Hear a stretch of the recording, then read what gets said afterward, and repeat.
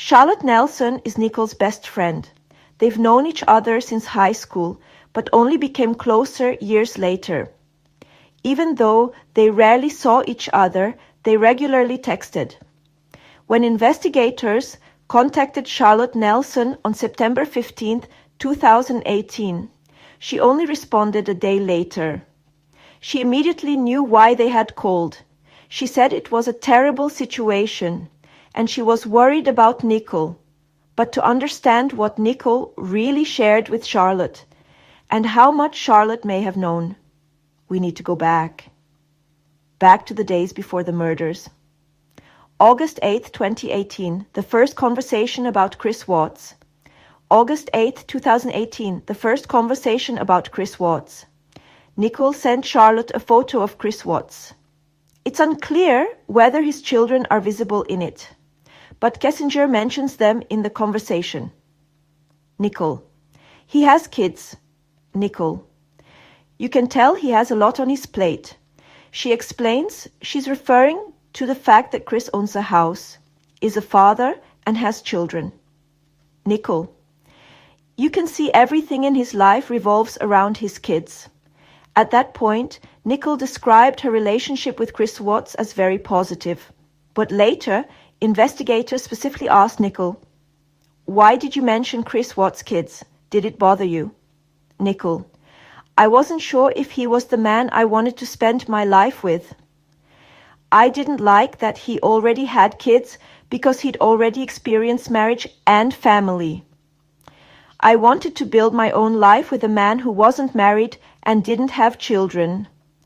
Investigators also questioned Nichol about her dating history. They had located text messages suggesting she had interacted with other men on eHarmony. Nichol admitted she had been on the platform and chatted with a few men. However, she insisted that none of those interactions ever turned into actual dates. She emphasized that she never physically met anyone else during her time with Chris Watts. Chris had no reason to be jealous, she told investigators. But the discovery raised questions. Why was she still active on a dating site while seeing Chris?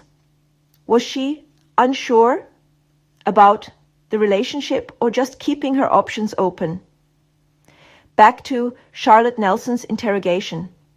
Investigators asked, why did Kessinger want you to delete the messages? Charlotte claimed it was only due to media pressure. But investigators weren't convinced. The timing and content of the texts told a different story. Just one day before the murders, on August 12, 2018, a seemingly casual chat between Nichol and Charlotte took on an entirely new meaning in hindsight. Nichol Kessinger texted Charlotte. Nichol: been kinda hanging out with a guy recently, keeping it a secret. Dude loves to eat pussy. Never met a man who does that. I just let it happen, LOL. Charlotte responded, trying to keep it light. Charlotte: where did you meet this man? Nichol replied. Nichol: I don't know, man. Sean never ate me out my one time. And then added. Nichol: feels like every dude I meet has kids these days. And if they don't, they have commitment issues or some BS like Sean. Investigators later returned to these messages and confronted Charlotte. They asked if Nichol had a problem with Chris Watts having children. Charlotte denied it. She wants kids herself, she said. She just had bad luck with men. But then why did Nichol speak so dismissively about men with kids? The investigators pressed further. Did Kessinger ever mention Watts' wife? Charlotte answered, no, she never mentioned his wife. But this didn't hold up. Messages recovered from Nichol's phone clearly showed she knew Chris was married, and that she discussed this with Charlotte as early as August.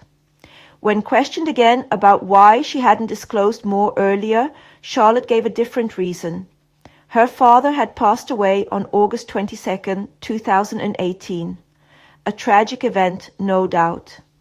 But investigators quietly noted that this excuse came only after contradictions had already surfaced, and that Charlotte had previously denied knowing intimate details Nichol shared via text until they were read back to her.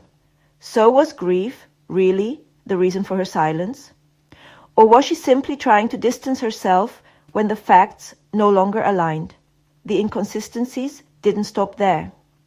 Charlotte said she knew nothing about Nichole's relationship with Chris Watts, yet Nichol had clearly confided intimate details. She said Nichol had no issues with Chris's kids, yet Nichole's texts suggested otherwise. And so the questions remain. Why did Nichol ask Charlotte to delete all messages and photos? What else was said between them, and what are we still not seeing? An online comment posted 5 years ago under a video casts new light on Charlotte Nelson. An anonymous user wrote, "I know Charlotte, she's just like NK. Also, Charlotte has a drinking problem. A huge drinking problem. Her fiancé also has a big drinking problem. Chris is dumb for getting involved with NK, because her whole friend group consists of really basic people. People in their mid to late 30s who've really messed up their lives. All they do is drink and smoke weed." What does that mean for the case? If this comment is true, then Charlotte wasn't just a friend of Nichol Kessinger, but part of a friend group that already stood out. Why does her name keep popping up in the investigation files? Nichol Kessinger, according to investigators, searched on August 13th, 2018, the day of the murders, for "Can cops trace text messages? How long do carriers store text messages?" She also Googled this while police were looking for Shanann Watts. On August 14th, 2018, at 5 p.m., just one day after the murders, she began to cover her tracks. Coincidence? Or a sign of guilt? Since Kessinger had a Verizon subscription, she might have found an article titled "Cell Phone Forensics: Powerful Tools Wielded by Federal Investigators."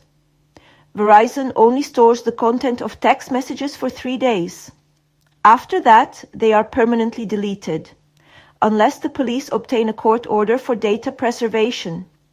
If Kessinger read the article, she would have known that after 3 days, no message content can be retrieved. Articles are all linked in the video description.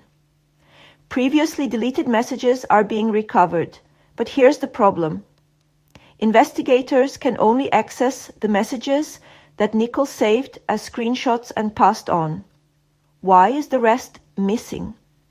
Did she only save specific chats on purpose? Or were messages deliberately deleted that she didn't want anyone to see? The critical question: which messages did she really show investigators? And were there others she withheld? Write your opinion in the comments. Was Kessinger really clueless? Or is there more we don't know?